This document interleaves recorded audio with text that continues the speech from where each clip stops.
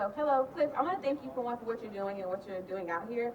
I was here last year, and I had like a 2-hour conversation with an atheist whose name was Sean. My name was Sean, and he just told me I didn't know enough about evolution and Darwinism, and he was right. And I feel like I didn't speak enough of his language for him to understand mine. And I took a class on Darwinism and evolution, and I questioned my faith, but it was great because now I understand why I believe, and I'm also able to understand the holes in evolution. And it takes just as much faith to believe evolution as it does Christianity. So when people say they don't have faith, if you believe in evolution, you have some type of faith. So I just want to thank you. So that was my comment. My question is,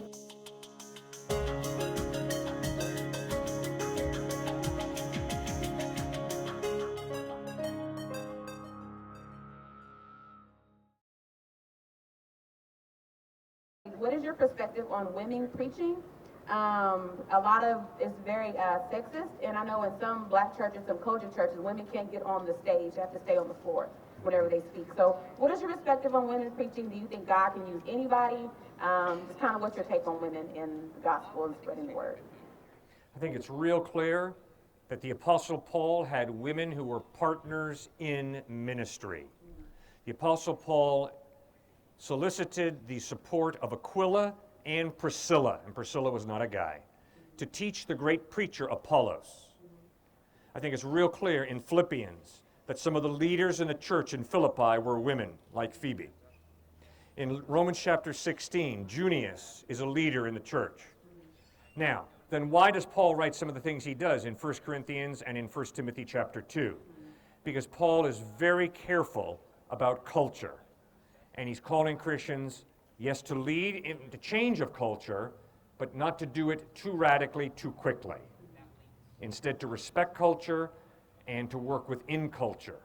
And that's why he says some of the things he does about slaves.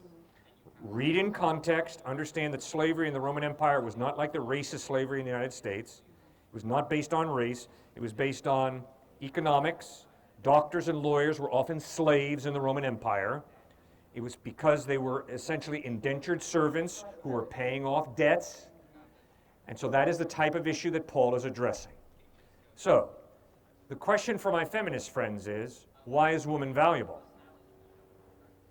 And the majority of my feminist friends who are atheists are up a creek without a paddle when it comes to explaining why women are valuable. Same question, why is man valuable? If there is no God, there's no good answer. Because if there is no God, let's be honest, we all are bags of chemicals. And to start saying, I value woman, I value man, well, that's great. That's your bias. And if someone else has a bias that says, I value women and I trash men, that's their bias. And if other people say, I value men and I trash women, that's their bias. And it's all just prejudice. It's all just feelings. It's all just like you asking me, hey, Cliff, do you prefer broccoli or spinach? And I say, well, I really could give a rip. It's all just my taste. And if there is no God, taste is all there is to value and morality. So for people who say women shouldn't be in the pulpit, what would your argument be for that? Their argument for that would be taking what Paul wrote to a specific situation, Timothy in Ephesus, and generalizing it. Well put. Yep. Well, thank you, Cliff. Have a good one. You bet. Good to meet you. The severity and the duration of the punishment must equal said crime, correct? According to what justice is. There should be a deserved punishment for a crime. So with that in mind, I don't understand how an eternal damnation and suffering in hell could possibly be just. Let's take this an example that's small, and then we'll go into something that's much more relevant. Okay? For example, let's say I were to take a rock and I were to throw it at a window. A just judge, which is what God is also seen as a just judge would have me pay for the replacement of the window or for the damages.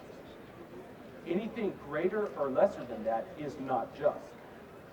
If he were to send me to a life of forced labor as a result of breaking the window, the punishment does not equal the crime. Let's take another example. Saddam Hussein was brutally murdered and tortured tens of thousands, if not hundreds of thousands of people during his reign. A just God or a just judge according to this definition of justice, would say to him that his just punishment as a result of that were to be murdered hundreds of thousands of times, just as he did to other people. To be a family member who has suffered a lost one as a result of the murders that were committed. Even as a terrible person as I feel like we could all say that Saddam Hussein was, eternal damnation and a complete suffering in hell does not equal justice for anybody under any circumstance. My question to you is, how do you still claim that there is a just God? Okay, it's a great question. It's a very simple answer. I am not the creator. I didn't give you life. I haven't created the universe. Neither have you. Neither did the Supreme Court. Neither did the president or some dictator. The creator, God, created the universe. It is God's character that defines justice. God's character defines justice. And God has decreed very clearly that the consequence of me flipping him off, the consequence of me flipping people off, the consequence of me taking the good gifts that he's given me and perverting them, the consequence of me taking the good gifts he's given me and manipulating and controlling and demeaning people, the consequence is death and hell. I am not the judge. I don't answer ultimately to the Supreme Court. Neither do you. Ultimately, we answer to God. And Jesus Christ reveals that this is who God is, what God is like, and this is the consequence God has decreed for evil. It is death and hell. Now, exactly what hell is, you got to remember, just read the Gospels, read the Bible. It doesn't give you a photograph. Jesus talks, and the Bible talk about hell as being fire. It also talks about hell as being outer darkness. Well, obviously, you don't have to have a PhD in interpretation to understand that if we're talking about fire and darkness at the same time in the same place, we're not talking literally. We're talking symbolically. In Matthew chapter 25, Jesus says that hell was prepared for the devil and his demons. In light of the fact that the devil and his demons do not have physical bodies, how physical will hell be? I do not know. So let's not go to Dante and the Divine Inferno and the Divine Comedy to have Dante tell us what hell is like, okay? Instead, let's acknowledge that Jesus uses some of the most horrible language imaginable to describe hell, but he does not give us a photograph. What he does insist is God is just. And not only is God just, but he's also gracious and merciful. And now let's look at the cross of Christ. On the cross, it ain't pretty. It's not comfortable. It's not cushy. It's pain and agony. Why did Christ go through the agony of the cross? He insisted to take the hell that Cliffe deserves for my wrongdoing, thereby offering me the option of forgiveness. So, we're going to trust God to judge, and we're also going to be real grateful that the God who is the judge is gracious, merciful, and offers forgiveness. But if I reject his forgiveness, then he holds me responsible for what I've chosen freely to do. And if I've chosen to live my life separate from him, I will spend eternity separate from him. And Christ described that eternity separate from God as being hell. Thank you. Thank you, sir, for raising that thoughtful issue. Good to meet you, Christian. Thanks. So, I'm an atheist, but I believe that you don't really have to believe in religion to have morals. I'm a good person. I agree. Human nature. So. You bet. So. But you how missed does my it point. work? All of my atheists have morals. But if you're an atheist, what you're going to have to acknowledge is my morals are not objectively right. They're just my morals. And they're not more true or more false than anybody else's morals. Right? It's all relative. Because remember, if you're an atheist, you're saying, my morals come right from here. Well, good. I'm glad your morals come from there. Guess what? So do hers and his and mine and his. It all just comes from here. And it all comes from a head that's happens to be white South African, happens to be KKK, happens to be Hillary Clinton or Donald Trump, and it's all relative. Nobody's right, nobody's wrong. We wouldn't be that arrogant, would we? We've got to acknowledge it's all right from here, it's all relative, depending on what you think. That's my only point. Now, my point is get married. And then look your husband in the face and say, you should not have done that. What? What do you mean, should not have done that? It's all relative, remember? So you got your opinion, your husband has his opinion. It's all relative. See, ma'am, you can't live out moral relativism. So you got a real problem as an atheist. You say there is no God, it's all relative, but then you live your life as if it's not all relative, especially when someone hurts you. It doesn't remain relative. And so Friedrich Nietzsche talked about, from a human rights standpoint, if you look at an atheist perspective, you're going to have to come to the conclusion, he said, that if you value human rights, gender rights, then you're just borrowing from Christianity. That's just a direct quote that he said. So take it for what you will. It does make sense if you think about it. And then I would take that further too. There's a New York Times article that talked about how a white woman went to a small culture, where was it? Was it Rwanda? And she went there for gender rights. And she went there to help the women out. And she was kicked out of the country basically by the males saying, no, this is how we're doing things. And even some of the females didn't understand, okay, this is cultural. Why is it wrong for sexism to be rampant here? Who is this white woman coming to our culture saying that this is wrong? And she was shocked. She was absolutely shocked and went back dejected, and she talked about this in the Times. And so getting to that kind of thinking, there still needs to be a transcendent moral order, or you're simply going to have cultural differences. To tell you the truth, I don't think my question came out, I guess, the right way.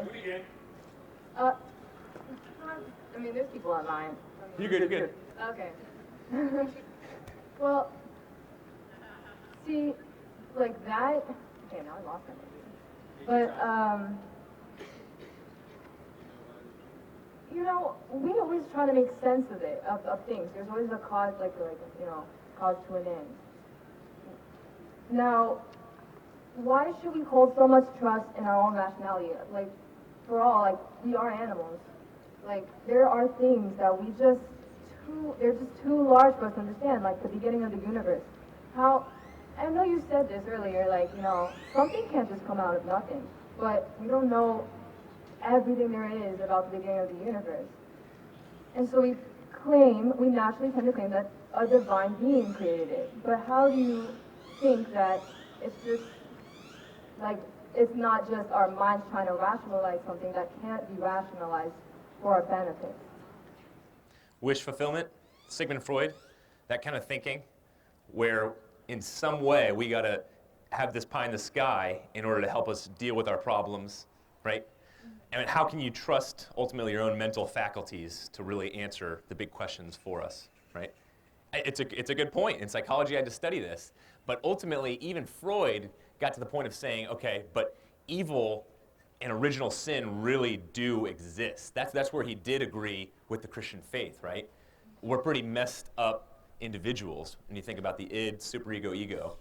And so if you look at it from that point of view, we got to come to the point of saying, okay, if we are realizing that we do have a dark side and a good side, that's reason right there.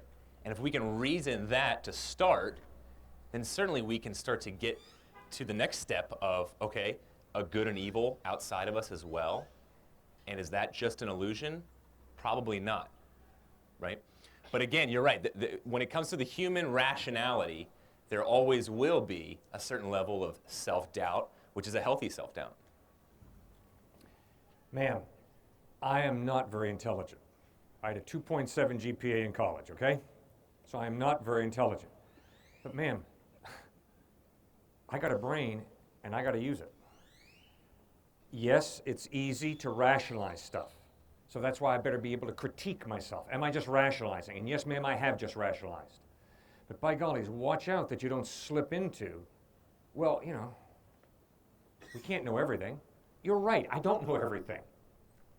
But I've got to do the best I can do with the brain I have. You've got to do the best you can with the brain you've got. And so I'm asking you, is it more reasonable for you to believe that amazing order and design comes about by chance, or is it more reasonable, more plausible for you to believe that order and design comes about from an intelligent mind? I have the thing to believe that you don't necessarily have to follow like the path of a divine being to like really, like, I guess, help yourself with understanding. I don't know how to actually word this, I'm sorry. But I'm saying is that just because you're an atheist does not mean that you don't believe that you have a soul and that love doesn't exist. Like, I believe all that. I believe that there's a difference between. But hey, no, I'm saying what? All right, oh man. If you're let's start defining terms then. An atheist is someone who says there is no God. If there is no God, what is real? If there is no God, what is real? The only thing that we can tell that is real is like what's in front of us, the physical world. Good. Very good. So if you're an atheist consistently, or if you're a secularist, you know what's real. Matter, energy. And ourselves. No. Whoa. See, that's where I'm afraid your thinking broke down. You talked about a soul. Ma'am, if there is no God, there is no such thing as soul. There's matter and energy. What you call soul, if there is no God, is simply complex chemical reactions, right? There's no soul. But I don't think it's just a black and white idea. Just because I don't believe in a single God, or just God in general, does not Right. mean that I don't believe in other things. Why can't I deviate from that? You bet, because when you say you're an atheist, you are describing reality. Reality as you see it is matter and energy, beginning and end of story. Love is not a value. Love is a sex drive. It's a drive to preserve the genetic pool. It's chemicals, ma'am. Because remember, you've said there is no God. Well, if there is no God, what is real? Matter and energy. So let's not talk about love as if it's a real value, because it's not. It's just matter and energy. We happen to call that particular part of us love, but it's just chemicals mixing a certain way. That's all it is. Doesn't mean that it doesn't exist. Yeah, but it's just a chemical reaction. It's not a value. Okay. You see, one of the reasons I'm a theist is because I've got free will. And guess what? I'm convinced you have free will. How do I know I have free will? Real simple. I can judge myself. I don't have to do what I do. And I will sit on the side of my bed tonight. I can promise you, tonight I'm going to sit on the side of my bed and I'm going to say, when you answered that student, good job, Cliff. When you answered that student, bad job. Don't do that again tomorrow. That was disrespectful, Cliff. You see, I'll judge myself, which means I'm not just a machine. I'm not just a bag of chemicals. I do have a soul, just like you do. And you know you've got a soul, meaning by that free will, meaning by that self-perception, the ability to critique yourself. You don't have to do what you do. If I slap her in the face and you ask me, hey, Cliff, why'd you do that? And I said, because I had to. You're not going to accept that. You're going to say, I'm sorry, Cliff. I don't accept that you had to smack her in the face. I'm going to hold you responsible for what you did. Well, I'm going to look you in the face and say, oh, what on earth are you doing holding me responsible? If I'm just a bag of chemicals, I didn't choose to slap her. I just had to. See, the whole legal system in the United States is based on free will. You stole. You sexually discriminated. You didn't have to steal, and you didn't have to sexually discriminate. And we're going to hold you responsible for that, and you're losing your job, and you're going to jail. Why? Because you're free. And that's why we hold you responsible, isn't it? Yeah. I would like to continue this, but there's other people. All right. Thank you so much. All right.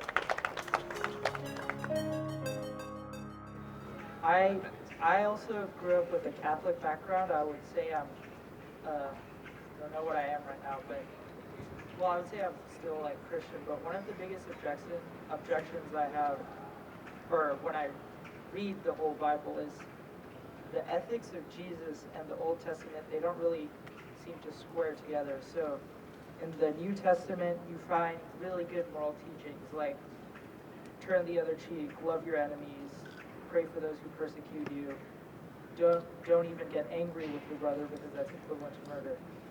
But then in the Old Testament, you find things like wipe out everything that breathes, take women as your property, kill people if they commit idolatry. So I understand that there is evidence in the New Testament that says that that was a specific law for people in the Old Testament. What I don't understand is if it isn't morally right now, why was it morally right then?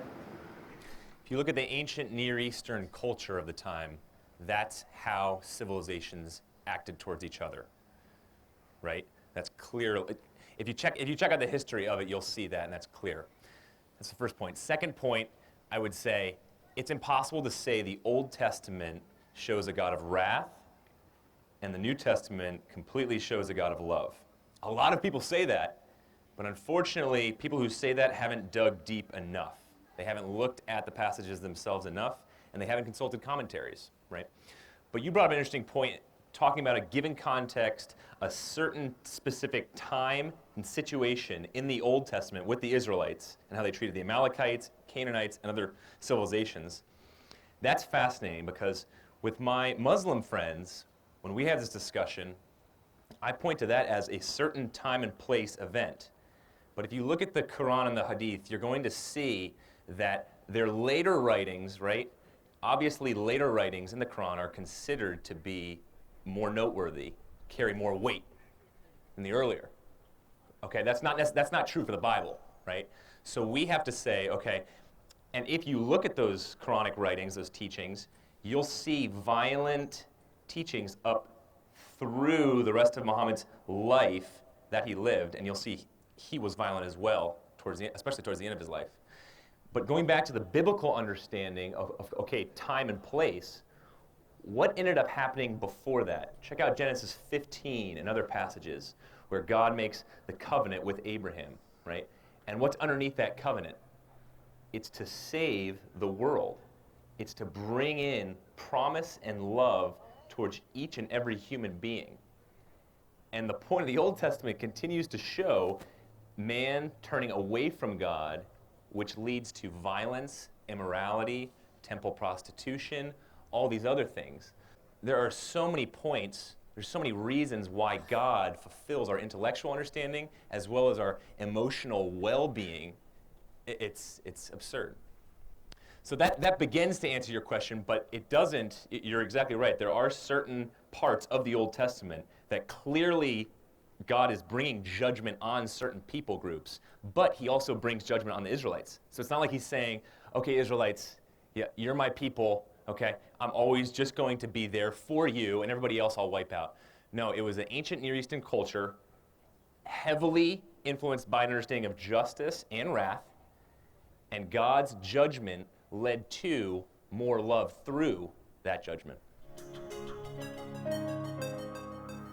God gave you and me a rational mind for a purpose, to use the thing. And part of using our rational minds means to solve problems, to put the best scenario together we are capable of. I don't think I'm speaking to many lazy people. But if you're like me, you are selectively lazy. A good friend of mine pointed out to me, Cliff, you complain too much about doing administrative tasks. You're sharp enough to complete some administrative tasks. You're being lazy. My friend was right, and I appreciated him confronting me with that fact. It's very easy to be selectively lazy. Yes, when I was in high school, I loved playing ball and I loved social interaction. Not easy for me to study. And I'm so grateful that I had a father who disciplined me, who prayed for me, who loved me, and who encouraged me and taught me to study. I'm not the only high school kid like that, am I? No, there are many who love to play sports, who love to get into art, music, but let's not crack a book. That's boring. There are many men who hit home runs on the job. They have a great golf game, but their wives and children are emotionally starving. There are many women who do well on the job, who do well in the home, raising a family, but they have totally ignored their relationship with God. There are many people who are social butterflies and who love having a great time, but they neglect their interior life, their soul. And Jesus asked the penetrating question, what does it profit a man or a woman if they gain the whole world but lose their soul? The soul is the real you, the real me. Yes, it's very easy to be selectively lazy. I am consistently amazed how many intelligent, hardworking people think spirituality, a relationship with God, is just going to happen like poof. And if it doesn't happen poof, then God doesn't exist. You would never approach any other area of life in that manner. Why do you approach God that way? Instead, think. If you have to work to get an education, if you have to work to get an athletic body and career, if you have to work to climb the corporate ladder, if you have to work to build a marriage and a family, then don't you think you're going to have to work to build a relationship with the God of the universe? Of course you are. And that's why I plead with you, read the Gospels of Matthew, Mark, Luke, and John. Get to know Christ. Pray. Cry out to Him genuinely from the depth of your being. Help me, Lord. Forgive me, Lord. Give me insight. Give me wisdom. Help me think through how to handle this relationship, how to resolve this conflict, how to make peace in this relationship. Yes, a relationship with God involves thinking, praying. It involves responding emotionally to God's love, which means you got to focus on His love and then open up your life and allow His love to come into you. Yes, Jesus insisted that spirituality is not highly impractical, it's highly practical. Because Jesus Christ wants to be Lord of every area of your life and my life. He wants to lead us into the purpose for which He gave you all the beautiful gifts He's given you. Have you put your faith in Christ? You can do that very simply but very profoundly by asking Him to forgive you for the wrong that you've done, for selective laziness, for wasting the gifts He's given you. Ask Him to forgive you. Put your faith in Him, that He bled and died on a cross to pay the penalty for your wrongdoing. Trust in Him, and He promises to give you life eternal. And put your life in His hands, and allow Him to show you the purpose for all the gifts He's given you, and then live out that purpose. God bless you as you make that most important decision. I'm the pastor of Grace Community Church. We meet every Sunday morning at 9:30 at Grace Farms, which is located at 365 Luke's Wood Road in New Canaan, Connecticut. I'd love to invite you to join us this Sunday for our 9:30 service. Thanks for joining us for these few minutes. Have a great day.